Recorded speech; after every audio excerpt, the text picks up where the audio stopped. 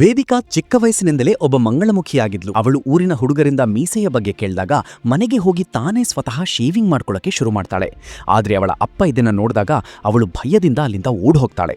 Time ಕಳೆದಾಗೆ ಅವಳ ವರ್ತನೆಗಳು ಬದಲಾಗ್ತಾನೆ ಇತ್ತು. ಅದಕ್ಕೆ ಒಂದು ದಿನ ಅವಳ ಅಪ್ಪ ಅವಳಿಗೆ ಸಿಕ್ಕಾಪಟ್ಟೆ ಹೊಡಿತಾರೆ. ಆದ್ರೆ ಡಾಕ್ಟರ್ ಹತ್ರ ಹೋದ್ಮೇಲೆ ತನ್ನ ಮಗಳು ಒಬ್ಬ ಮಂಗಳಮುಖಿ ಅಂತ ಅವಳ ಅಪ್ಪನಿಗೆ ಗೊತ್ತಾಗುತ್ತೆ. ಆದ್ರೆ ಇಷ್ಟೆಲ್ಲ ಗೊತ್ತಾದ್ಮೇಲೂ ಕೂಡ ಅವಳ ಅಪ್ಪ ಅವಳನ್ನ ಡಾಕ್ಟರ್ ಓದಕ್ಕೆ ಅಂತ ಮೆಡಿಕಲ್ ಕಾಲೇಜ್ಗೆ ಕಳಿಸ್ತಾರೆ. ಅಲ್ಲಿ ಅವಳು ಮಂಗಳಮುಖಿಯಾಗಿದ್ದರಿಂದ ಕ್ಲಾಸ್ನ ಮಕ್ಕಳಾದೆಲ್ಲ ಅವಳನ್ನ ನೋಡಿ ಸಿಕ್ಕಾಪಟ್ಟೆ ತಮಾಷೆ ಮಾಡ್ತಾ ಇದ್ರು. ಆದ್ರೆ ಇವುಗಳ ಬಗ್ಗೆ ಸ್ವಲ್ಪನೂ ತಲೆ ಕೆಡಿಸ್ಕೊಳ್ಳದೆ ಅವಳು ತನ್ನ ಓದಿನ ಕಡೆ ಗಮನ ಕೊಡ್ತಾ ಇದ್ಲು. ಆದ್ರೆ ಒಂದು ದಿನ ಅವಳು ವಾಶ್ರೂಮ್ಗೆ ಹೋದಾಗ ಕೆಲವು ಸ್ಟೂಡೆಂಟ್ಸ್ ಅವಳನ್ನ ತಪ್ಪಾಗಿ ಮುಟ್ಟಕ್ಕೆ ಟ್ರೈ ಮಾಡ್ತಾರೆ. ಇದರಿಂದ ವೇದಿಕಾಗೆ ಸಿಕ್ಕಾಪಟ್ಟೆ ಬೇಜಾರಾಗುತ್ತೆ. ಮತ್ತೆ ಒಂದು ದಿನ ಆ ಮಕ್ಕಳು ಬಾತ್ರೂಮ್ನಲ್ಲಿ ಅವಳ ಅಶ್ಲೀಲ ವಿಡಿಯೋ ಮಾಡಿ ಅದನ್ನ ವೈರಲ್ ಕೂಡ ಮಾಡಿಬಿಡ್ತಾರೆ. ಇದನ್ನ ನೋಡಿ ಕೋಪಗೊಂಡ ವೇದಿಕಾ ಆ ಎಲ್ಲ ಹುಡುಗರ ಜೊತೆ ಜಗಳ ಮಾಡಕ್ಕೆ ಶುರು ಮಾಡ್ತಾಳೆ. ಆಗ ಕಾಲೇಜಿನ ಪ್ರೊಫೆಸರ್ ಆ ಹುಡುಗರಿಗೆ ಬುದ್ಧಿ ಹೇಳೋ ಬದಲು ಪೊಲೀಸ್ಗೆ ಕಾಲ್ ಮಾಡಿ ವೇದಿಕಾಳನ್ನೇ ಜೈಲಿಗೆ ಕಳಿಸ್ಬಿಡ್ತಾರೆ. ಮತ್ತೆ ಅಲ್ಲಿ ಪೊಲೀಸರು ಅವಳಿಗೆ ಸಿಕ್ಕಾಪಟ್ಟೆ ಕೆಟ್ಟದಾಗಿ ಟಾರ್ಚರ್ ಮಾಡ್ತಾರೆ.